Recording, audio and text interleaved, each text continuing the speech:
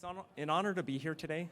My name is Martin Miller, and I have the privilege of serving as your MC for this panel discussion. First and foremost, I'd like to extend our heartfelt appreciation to all those involved in organizing this event. The coordination and dedication of the event organizers has made today's gathering possible, and for that, we are grateful. We find ourselves in San Diego, a city renowned for its significant naval presence, housing over 40 ships of the Pacific Fleet. Among these, USS Abraham Lincoln stands out, harbored at North Island.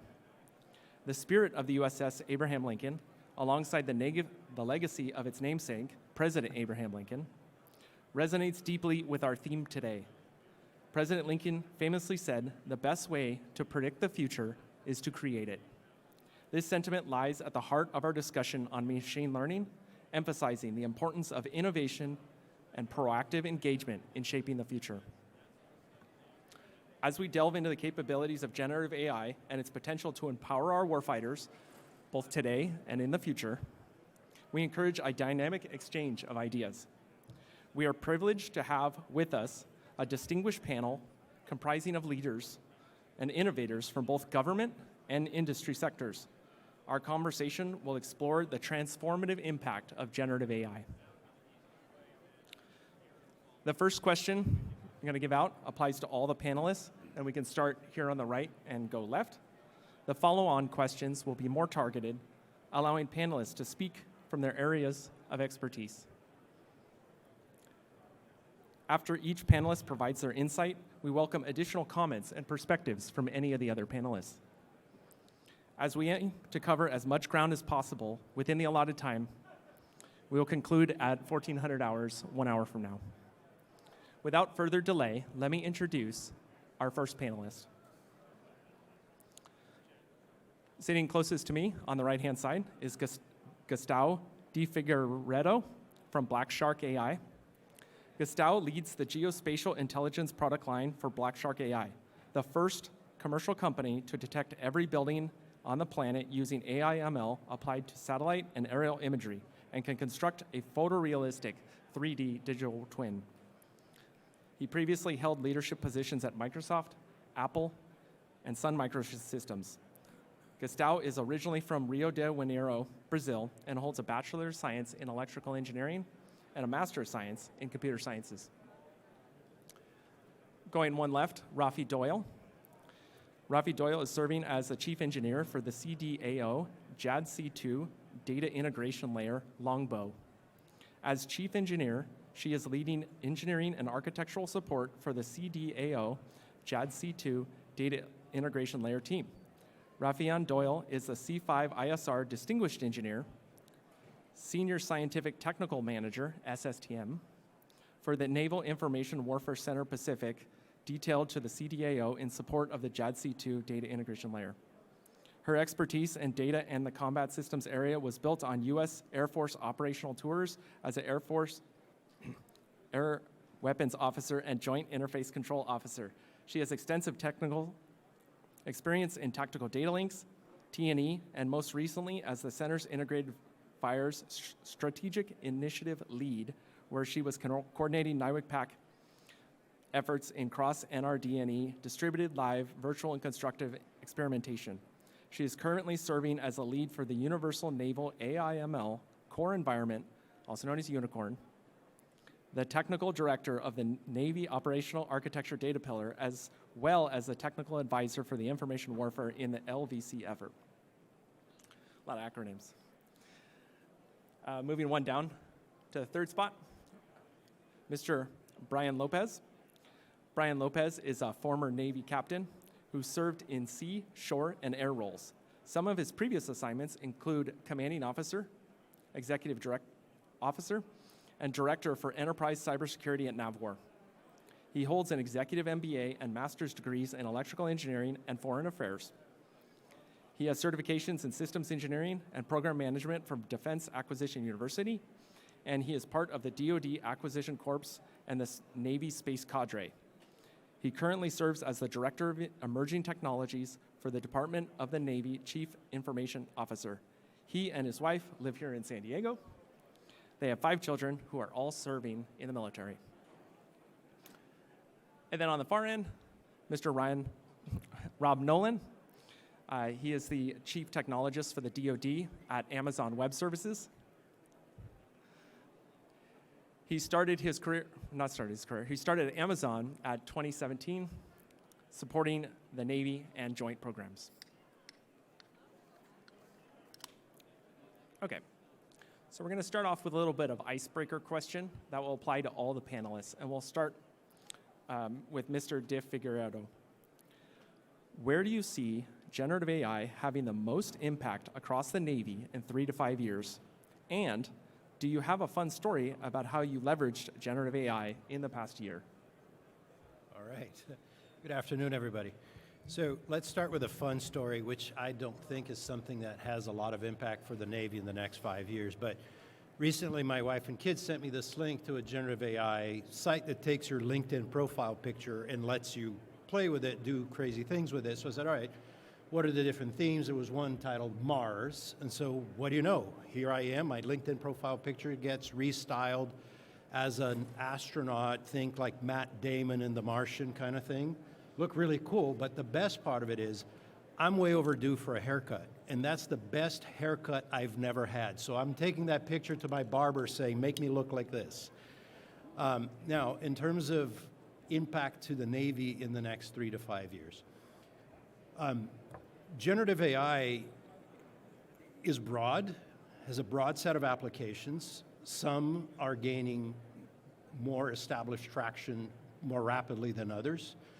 And I envision there's obviously a side of the Navy which is coordinating and creating clarity around communication.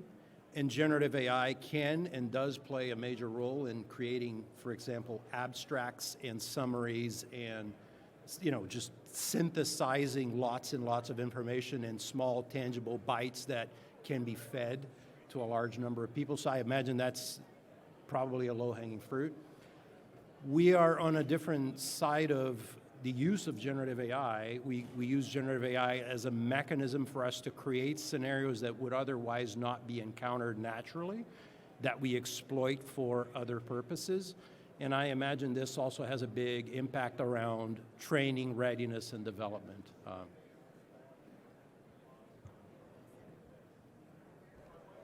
Very good, thank you. And Ms. Rafian Doyle? Absolutely. So my funny story about the use of generative AI is actually how we came up with the name Longbow for the data integration layer. We kept making funny dill pickle references because we're a big dill, and all of those funny sayings that sort of people kept throwing around with the name The Dill. And so we decided we needed a catchy call sign, a catchy program name, and several of our team had thrown in a bunch of ideas, and then we actually put into ChatGPT what are good names for a big data integration layer, and Longbow was one of the names that we got out. So that's actually how we came up with the name Longbow. In terms of how I see generative AI impacting the Navy specifically in the next 3 to 5 years, very much piggybacks off of what you said.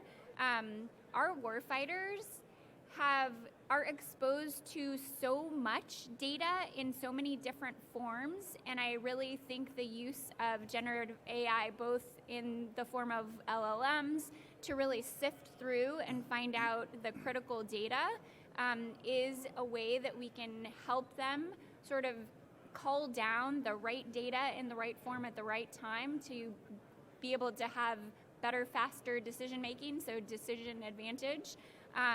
But there are a whole host of other uses, it is very broad, that can really help us do things like establish patterns of life and be able to give indicators to our warfighters and really create a better human-machine team through the use of those trained models. So that's where I think that we're going to have the most impact in the next 3 to 5 years. Awesome. And Mr. Brian Lopez.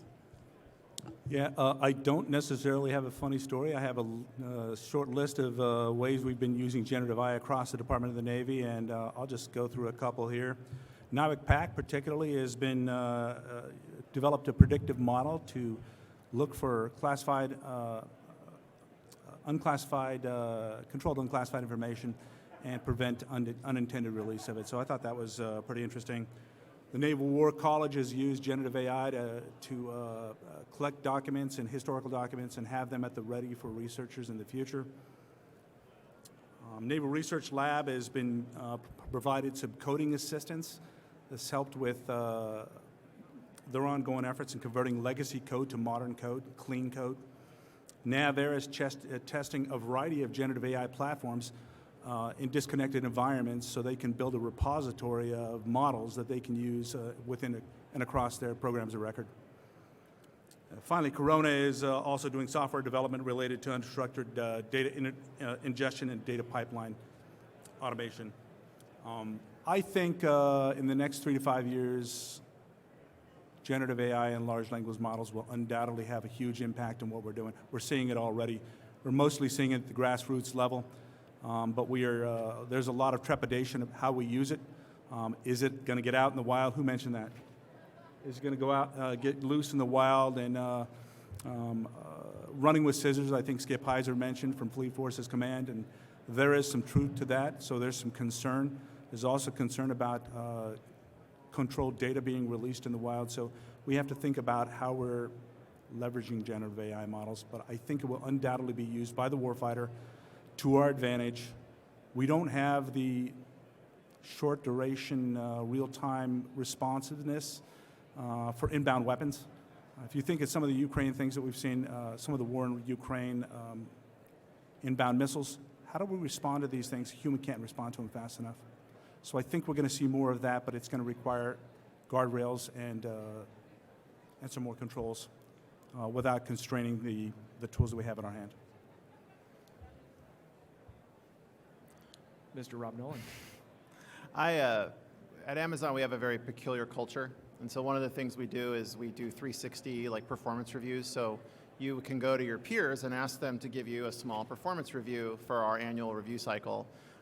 There's a few folks here from Amazon that work here. You probably got like 15, 20. I get about 60 because I work across a large swath of the company. So I use something called AWS Party Rock. It's a little bit of a plug, but you can basically generate your own generative AI application, and I made one to write my performance reviews for all the people who asked me for one. I have to give it like a couple of bullets about the person, but then it spits out this beautiful paragraph that I can just copy and paste. And so the 15 or 20 minutes that would have taken me per person, I shaved that down to about 5. Don't ask me how long it took me to get the application tuned and the prompt correct. That is a different discussion that I won't have here, but that's my funny story. I think I'm going to be a little controversial. I think the name generative AI is a huge problem. I think everyone who says generative AI, they instantly go to the silly stories like we've been telling up here.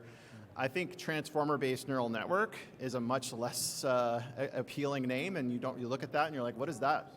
But when you think about the way that we're applying artificial intelligence and machine learning techniques today to make these things possible, what it really does is it starts to give me hope in how we can take looks at data, kind of like what Rafi was saying a little bit, in ways that we've never looked at it before, and not just for human consumption. We spend a lot of time talking about summarization, and we spend a lot of time talking about generative responses and reducing cognitive burden, which are all super important. But I think there's a completely new dimension of how we can use these technologies to use automated agents to infer and develop relationships and create graphs of knowledge that we can't really do with current technology, either because it's too time consuming. It requires huge amounts of human intervention to create those kind of curated data sets up front that we can then use as an exemplar. But there's a whole kind of tail end of a traditional AI where you have to continuously feed these models new information over and over again so that they keep their accuracy. Transformer-based neural networks kind of change that a little bit, because now we have this really cool way to look at information in many different dimensions all at once rather than linearly. And so that kind of increases the amount of throughput we can get in terms of looking for patterns, looking for things that are matching. And so you imagine an old massive corpus of information that's been scoured over and over and over again, and I can't afford to put 50 people looking at it to try to infer relationships.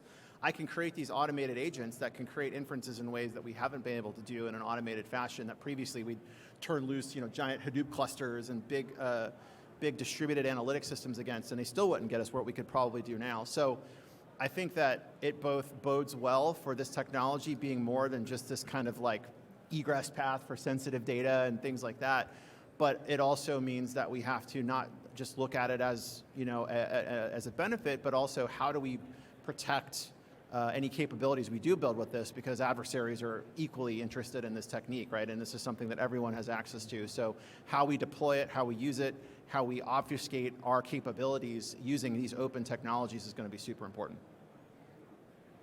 Awesome, thank you, Rob. The next question is going to be for Rafi.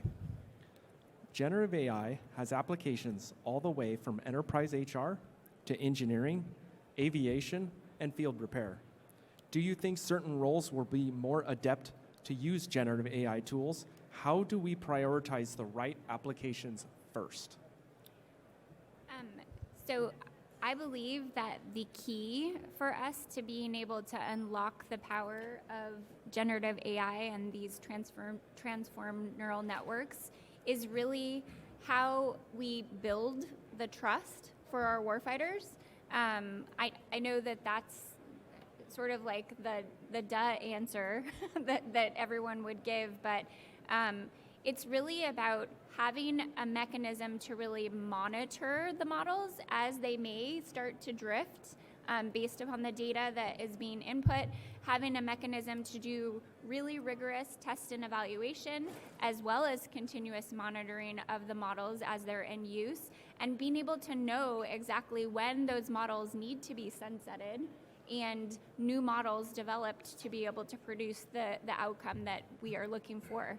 As I stated sort of in my initial discussion, I really do think that there is a wealth of different applications where we can use it. Everything from being able to just sift through all of the documentation that's needed for a new trainee to understand what their roles and responsibilities are and filter it down into just the critical information, but then also being able to leverage those pattern of life recognition capabilities, as well as knowing when an aircraft needs to actually have a specific part changed in advance so that we can reduce the timeliness and the downtime of our critical platforms, as well as being able to just conserve funding and resources, which is a constraint that all of us are under right now.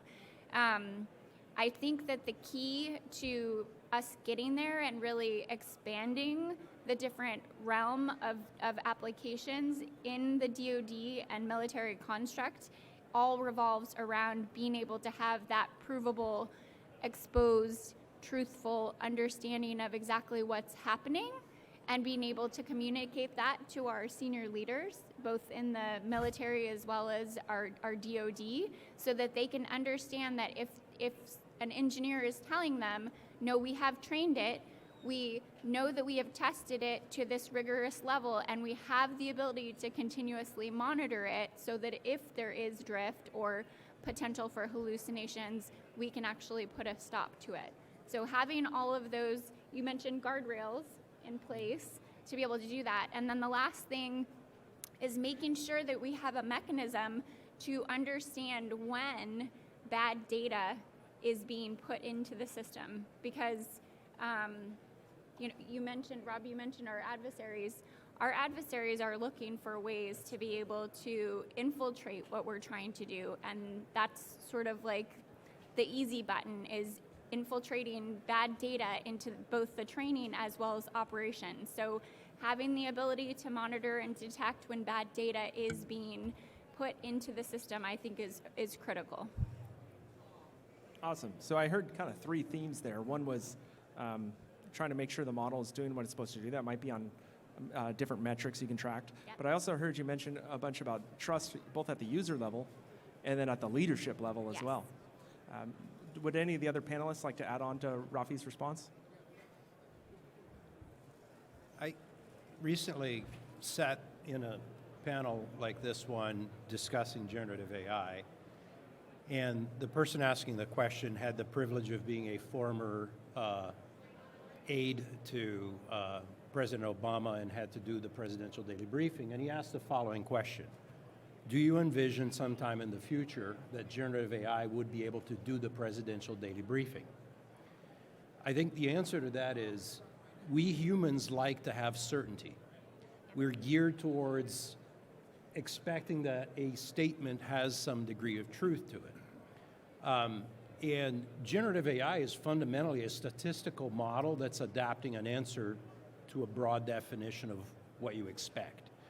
So much like one that has the responsibility to issue a presidential daily briefing of intelligence, there's a lot of human assessment that goes behind that, and some of those things are not cut and dry. There is a possibility that something might or might not occur, right? And so I think that level of executive trust needs to come from understanding the transparency and the logic of what probabilities are we talking about here, right? Yeah, exactly. So it's that understanding the level of confidence of the answer. I mean, humans, we actually do the same statistical analysis ourselves. We just don't see it the same way, right? It just occurs to us as, oh, that's the best answer that I can give at this time. And we too can be biased based upon the information or the experiences that we're ingesting. We just have the ability to provide additional layers of context to sort of reason our ways through what the most logical answer is, or potentially not in some cases, right? I think just having that understanding of how we can provide that visibility into how we arrive at that confidence level, I think is the key for us to be able to get there. Great. So I think that actually transitioned into our next question rather well. And this one is for Brian Lopez. According to the Dawn CIO memo on large language models, the Department of Navy is in the process of establishing rules of engagement and access to large language models technology through Jupyter, the Department of Navy Enterprise Data and Analytics Platform. So I want to go back to the previous question about a funny story, because I was reminded when Rob was telling his story, I didn't think I had an example, but I do. I was at a restaurant with my wife in San Diego, and we were sitting down there, and you know, just like you'll see the guys come around, the musicians, this guy walks up to us, and he's kind of dressed in period clothing. It was a French restaurant, and he's like, "Hey, give me a couple of words, and I'll write a poem right now, and you know, charge you $20, and I'll write a poem about you and your experience or whatever." And my wife's like, "Wow, he can do that? He's really smart." And so he's like, he has a little card thing. I fill this thing out, give it back, and he disappears for 10 minutes or so. And I was like, you know, he's not coming up with that on his own. He's going to go over there, plug that in, use generative AI to create a poem, bring it back, and then stick his hand out for my $20. So I gave him the $20. It was good. It was a great poem, but you know, no magic was happening here. It was generative AI. I just think we're going to see things like this happening across the Navy. And another way that we did see that was we put together a monthly newsletter. And just as a lark, one of my team members said, "I'm going to try and generate the monthly newsletter using generative AI." And it was actually pretty good. So this is another key way that we'll be seeing things. Repetitive actions, a lot of the things that we do on a repetitive basis, it is going to put people out of work, but I think it's going to free up man hours to do other things. One of the other things that we saw recently was we were contacted by OGC to perform a review of their generative AI memo. And their generative AI memo is really based around things like we want to make sure that we are not infringing on copyrights that are out there. And so their memo was very interesting, and nothing we had thought about previously, but just another example of how we'll use the technology in the future. So to the story, to the question, our memo is really designed to put some guardrails and on the technology, and out of concern that it is rampant. It's available. People are using it across the Department of the Navy in a lot of creative ways. It's great. We want to encourage that, but we also want to make sure that we are take into account the vulnerabilities that we have. Data is foundational to everything. I think that's the basis for the Dawn CIO IT West conference that's happening upstairs. Data, data, data. We want to make sure our data is complete, accurate, reliable, relevant, and timely, so that it can be flexible, scalable, and efficient. Without good data, our models are going to be bad. Even with good data, our models are not always going to tell the accurate story. So, as part of this, I was contacted a couple of days ago. Hey, because we had talked about it when Ms. Rathbun released the first memo, that it would be just the first iteration of an ongoing series of memos as we adopt the technology. So, starting getting calls now. When's the next iteration coming out? And what I'd like to do, and I just announce it here, is we're having our 5G summit on Thursday, and we've invited a variety of industry partners and a variety of government partners. There'll be industry presentations, so that's in 29A and B. I invite you to come up for that. But Dawn IT East is happening June 4 to 7, and we're beginning planning for that. And what I'd really like to see happen there is similar construct. We have a variety of industry partners do their presentations, 30 minutes or so on your generative AI piece, and then we have a working group roundtable session between government and industry and discuss some of the challenges we have with the tool set we have. And then how do we get there? Out of that, what I'm really looking for is the next iteration of the generative AI memo that we can put in front of Ms. Rathbun for consideration, which is, of course, in alignment with CDAO's actions and their progress going forward. So please approach me if you have interest in that, coming up June 4 to 7. Awesome. Thank you, Brian. So what I took away from that is using a data-focused approach, or focusing on the data and iterating on those rules of engagement over time to make sure you stay current and improve them. You know, I forgot to mention, am I hot? We always want a human in the loop, right? Right now, at least anyway, we're not at the place, we're not evolved far enough, we're not mature enough to take the human completely out of the loop. To Rocky's points, there has to be an audit process, and we have to have complete transparency, model transparency. So, awesome. The next question is for Gustavo. As a company that builds and uses AI models, how does AWS and generative AI fit into Black Shark's efforts? Thank you. So we focus on object detection, and we develop a platform that allows anybody to train a model to detect objects, whether it's on the surface of the planet, on a JPEG picture you snap with your phone, on a still frame of a video camera, whatever the case may be. And so the bulk of our work is actually not generative. We do employ transformer models for a variety of purposes. Data classification, data summarization, data synchronization. But where generative AI makes a difference for us, think of it as an ingredient, not as a final product, is we've trained models to essentially scour the surface of the planet and tell us what has changed. Whether it's a change to the built environment, a change to the road network, a change to forests and vegetation and whatnot. But you don't always, even with access to the world's largest satellite archive of imagery, you don't always get to see exactly the scenarios that you need to be able to identify those readily. And so we had to develop technology to simulate satellite data. So we have a generative model that creates satellite imagery based on a prompt, so that we can then train other models to use that to identify what we call rare events. So think of the applications, for example, towards maritime domain awareness, where the classic picture, you have two ships next to each other, they're transferring fuel to one another. That is a very lucky event to be able to capture that image from a satellite. And so in order to generate permutations of those pictures, we've developed a generative model that we use extensively in training our other models. But I would encourage everyone to think about generative AI as a software development paradigm. Much like AI in general, there are different techniques and each one will fit a different purpose. And I think we're just on the cusp of discovering what this new technique can do.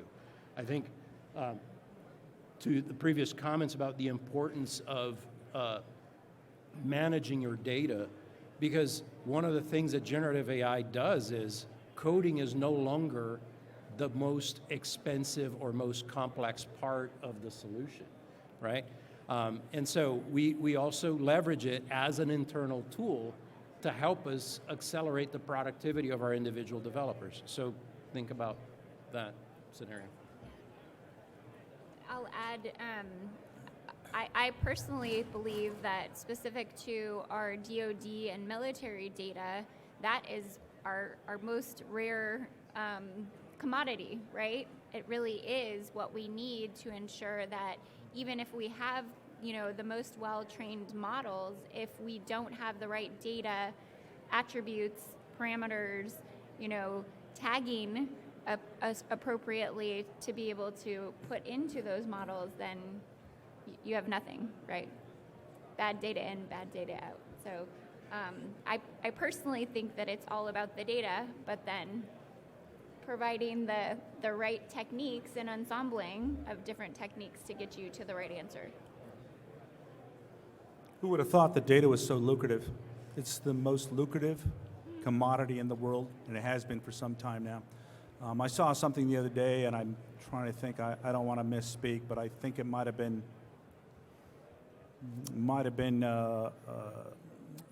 Tesla took a hit, and their one-day losses were in the several billions, 100 billions, and that single-day loss was greater than the value of all of the other car manufacturers combined. How can they do that? How can Amazon, how can Microsoft, how can data, how can Facebook be so lucrative? Data.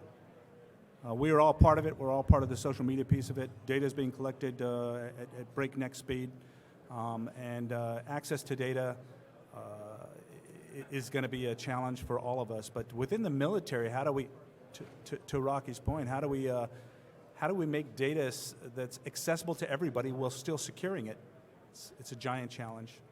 And not only that, data comes from a variety of sources, and it's unlike the likes of Google or Amazon or Microsoft or otherwise, where the data is all of a similar nature and tagged in a similar way. It's all over the map. So how do we create data that's similar or translatable? That's actually what I've been charged to do. Good job. Glad to hear. It's just a small task. So there seems to be a heavy focus on data. And I like what Gustavo said. Generative AI can help build synthetic data as well. And so that opens up additional new use cases. These actually tie into Rob's next question, which is how can information be shared across domains to capitalize on best practices developed in various military and business units of the DoD? Okay. So I think that one thing that we've been hitting on is data, if you haven't caught that. I remember I got the privilege of visiting Admiral Trussler in his office about a year before he left, and he had a list of banned words, and data was one of them. He's like, don't say data in my office. But I think everywhere you go in the department, we're talking about data, right? We're talking about data in technical meetings. We're talking about data in policy discussions. I was at the Pacific Forum doing their operationalizing and integrated into Pacific, and the entire thing was about policy and how do we share data with our partners. Brian and Rafi both hit on the points about securely sharing data, but making it freely available to those who actually need it. And I think a lot of the challenge that DoD has right now is everything's locked up in these little silos. This is my data, I paid for it, I'm charged with protecting it, why should I give you access to it? Or I'll give you access to it, but I'm going to give you a point-in-time copy of it. I'm not going to tell you the provenance, I'm not going to tell you the ontology of how it's structured. There's a lot of proprietary information that can't be exposed for a variety of different reasons.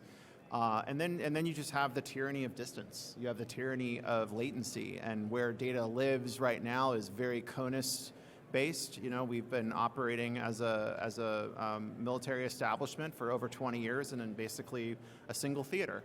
And now we have to take into account the breadth of the Pacific and our European, the European concerns and Africa and everything else. And so, when you think about it, it's going to require. I was talking with some folks this morning about echelonment, right? How are we going to put data everywhere it needs to be at all times, make it available? and then make it available to those who need it. And this is becoming an exponentially growing problem in terms of the amount of time and resources this is going to take.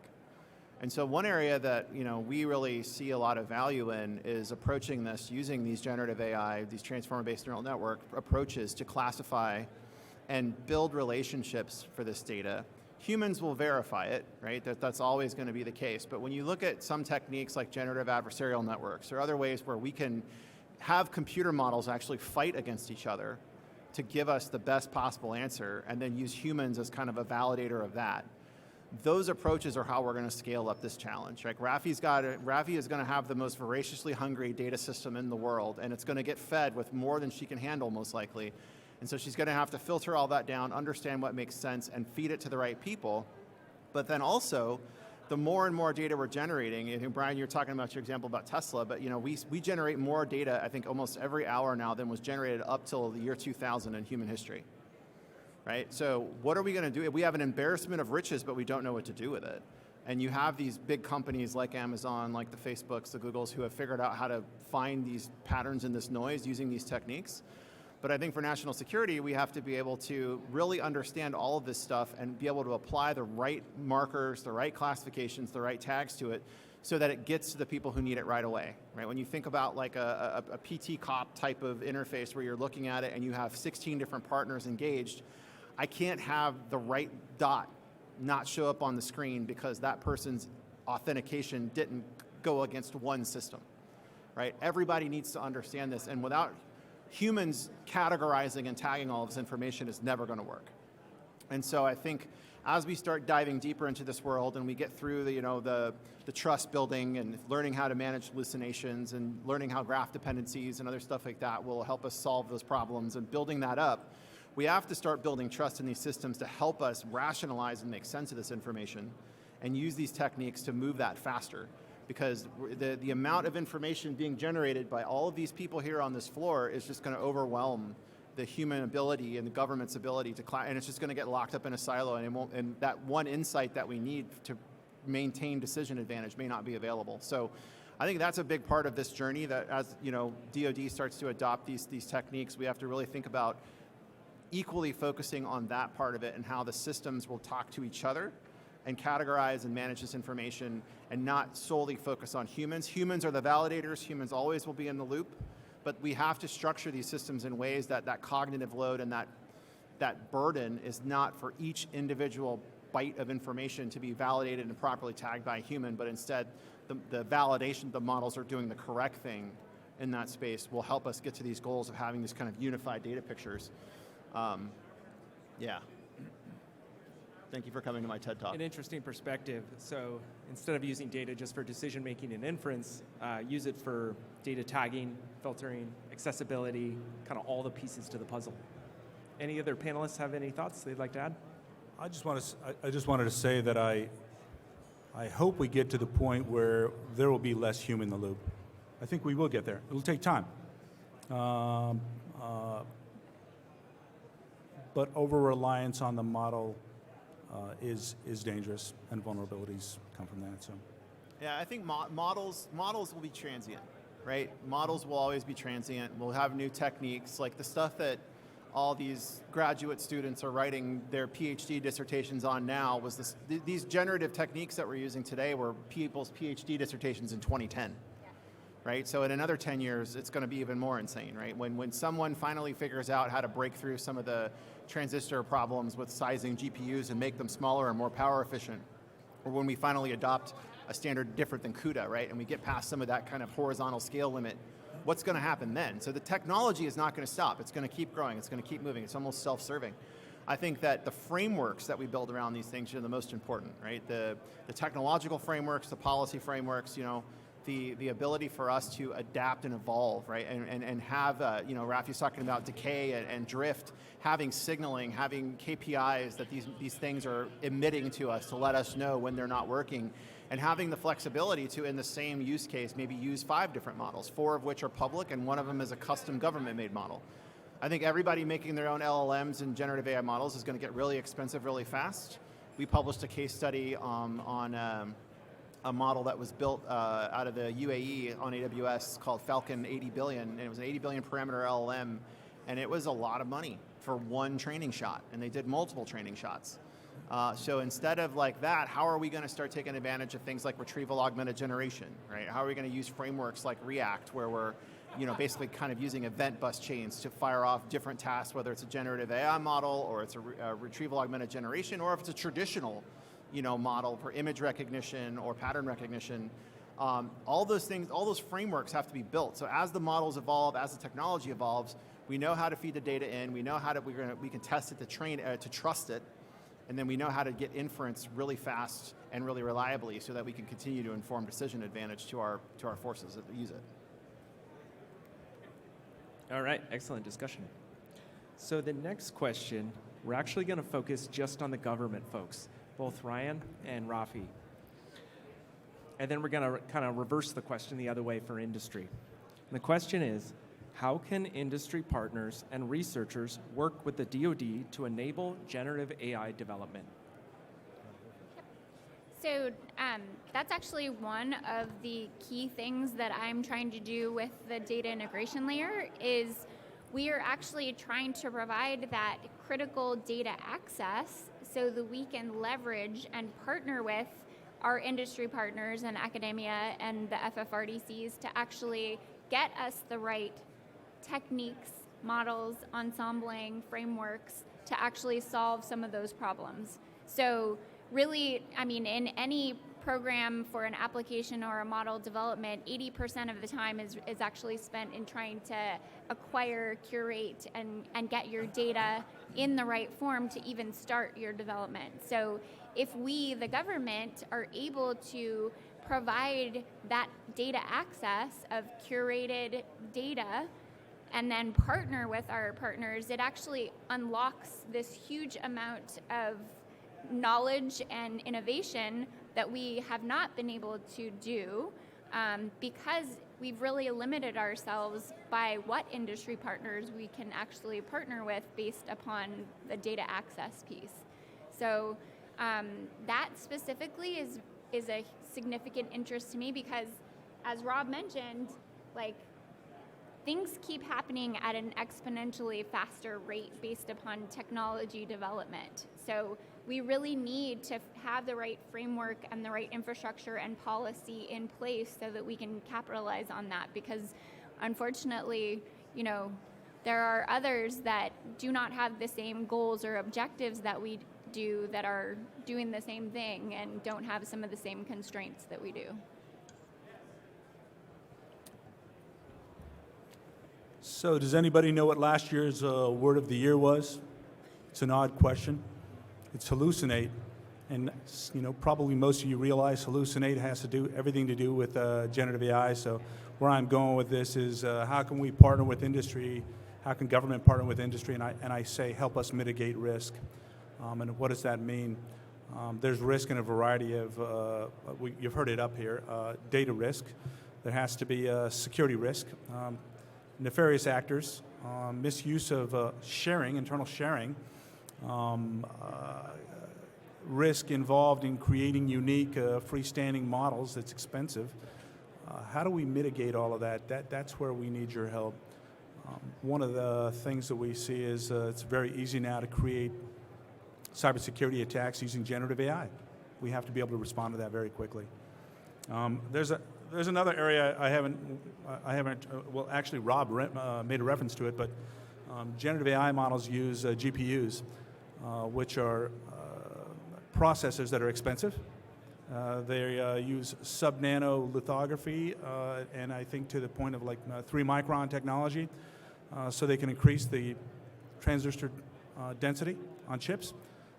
Only one company in the entire world right now can do 3 nanometer, and that's Taiwan Semiconductor. I think I wanted just to mention that here because I want to bring it back to the operational perspective. I'm not sure that the average person in America understands why we care so much about Taiwan, but here's a reason. Taiwan Semiconductor. I'm not a stockbroker, but I have stock in TSM because they are the only producer of sub-nano lithography technology. And that's what's used in GPUs today. So there is a shortage, high demand, shortage of GPUs, GPU chips. You can see it almost every single day in the news if you look for it.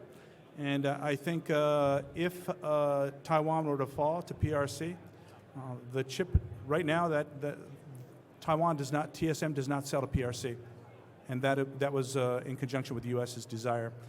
But if Taiwan were to fall to the PRC, we would not have access to that, and we can imagine the impact of that. So looking to industry to think of ways to mitigate that. I know it's a bigger problem. It's billions of dollars to stand up a foundry to make sub-nano technology, but okay, if that's not the solution, are there mitigating factors that we could do in case we lost access to those chips? So just some things to think about, but I just wanted to mention that so that we don't lose sight of the fact there is also a hardware piece and a logistics tail. And if we think back to what it was like during COVID and we couldn't get access to the things we needed, this is a real supply chain problem. It's real. The government is aware of it, but I'm not sure the average American is aware of it. Great viewpoints. So we kind of focused on data, the government doing about that 80% of first work to data clean and normalize, and then using that as a foundation so that industry can partner with them and build the rest of the capability. And then Brian commented on the international risks and the supply chain risks as well. So that brings me into the next question for Gustavo and Rob. How can industry partners and researchers work to stay at the forefront of generative AI technology, working with the DoD? So I have a couple of thoughts on this in the sense that if we look at historically when there has been sort of, enormous leaps in capability in technology, it was because there was a strong need and the government together with industry and research. So I'm thinking, Manhattan Project types of leaps here, right? But not every problem is going to be of that scale of magnitude and demand that level of investment. I think there's another opportunity, which is let's define smaller problems that are very, very close to the warfighter, that are very, very close to the day-to-day, that can actually be conducted between the people that are ultimately going to consume and use this product, output, technology, data, system, whatever it is, on a day-to-day basis, and the people that are developing this. There's something to be said about putting people together in a room and hacking through the problem. And I'm speaking from experience where we've had the privilege of being invited by an allied nation to go and sit with their intelligence team for 3 days. So men and women in uniform in a room with our engineers, and we've engineered an object detection solution to a problem that they were facing. And then over those days, we've developed a deeper appreciation for how they're actually going to use it, what is their day-to-day like, and they were able to influence the pace and the scale of what we were doing in a completely different way versus if we had sat through a formal process of gathering requirements, et cetera, et cetera. So it was a complete investment on our part in terms of there were no promises made that at the end of this there is a contract, there is a product that's going to be built. It was just a joint exercise, say, what could we do together? And so I would suggest that we think about that as a mechanism to spur innovation across industry and government. Yeah, so we were actually at the Bravo 11 hackathon. We had a team out there, and one of the guys over at our booth, if you ever go over there, he's wearing a Star Wars shirt. That guy didn't sleep for like a whole day making stuff work out there. So, but they did some really cool things with LLMs of all things to test out summarizations and stuff. I think a couple of thoughts I had. Brian talked a lot about risk mitigation and security, and 100%. I think the one challenge that we have when we're trying to move fast in this space is that the risk frameworks that we're evaluating this against are old. They're not modern. They haven't been modernized. They are very much what is needed, and they are in some cases written in blood rules and lessons learned over the years. But we are in a new era. Technology moves quicker. The adversaries that we're dealing with move faster, and we need to take more measured chances against modernized risk frameworks. If we don't do that, a lot of the stuff that Gustavo mentioned, is going to be very challenging, right? And the hackathon that we did out in Hawaii last week is a great example of a great way that we can test these things out and pilot it and get a bunch of really smart engineers in a room with laptops that they can't bring in anywhere else to build stuff, but then what do we do with it after that? And that builds on the theme that Brian also was talking about with the supply chain thing, with chips and GPUs, and we are innovating in that space and trying to build our own types of AI ML accelerators and chips. But I think, the government made a huge investment in the United States in trying to bring fab capacity back, but that's a drop in the bucket, right? The country let those jobs and that technology go overseas as part of the globalization movement, and that led to a lot of great benefits in a lot of ways. But now, from a national security standpoint, computer processors are a national security item. And so I think one of the things it's going to take is that, and this is all, I'm building to a crescendo here, modernized risk, modernized security, and policy enable us to develop value faster using these technologies, which then increases the demand that enables the government to justify the investment with industry, to show industry that it's worth putting dollars and cents behind it, so that we can then bring these capabilities full bore back and bring them to America, have them be a part of our industrial fabric here in the United States, so that we can't be held hostage to access to semiconductors. But that's what it's going to take. It's going to take that slow burn, because every company that's looking to make these investments says, well, I'll do a pilot, I'll do a POC, and we'll invest there. But to really scale this up to where it needs to go, the government has to really indicate that it's really ready and willing to make those investments and those acquisitions. And I think we've seen a lot of great stuff in that direction. I personally have worked on JWCC, and that's one area that the government's invested heavily in to bring capabilities forward in this space. But to get the manufacturing, to get the GPUs built, to do things that are on premises and cloud, that's going to really take a kind of a whole of government approach to truly modernize how we want to bring these technologies to bear if we're going to use them for national security. Okay. So theme there seems to be on the scale and how big of steps you take forward. A lot of times it's a software best practice to take small iterative steps.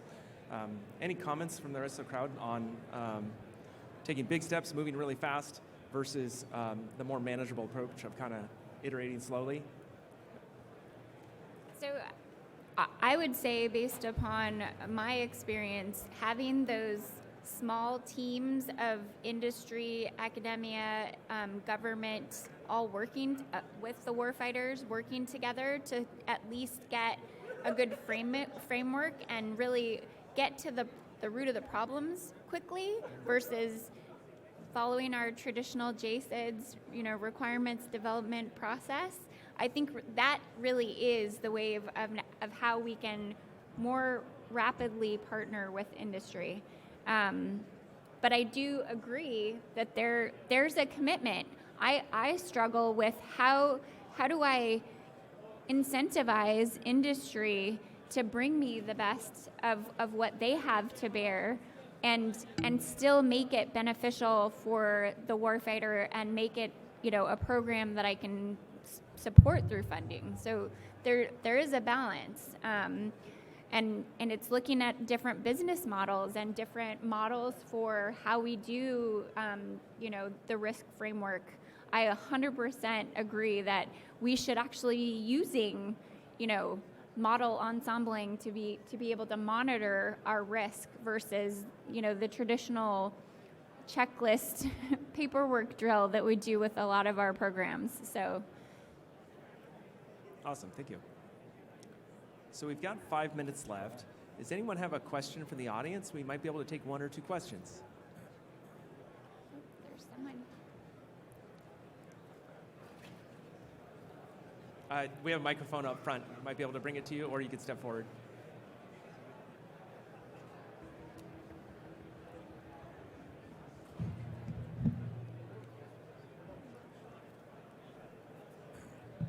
Hi.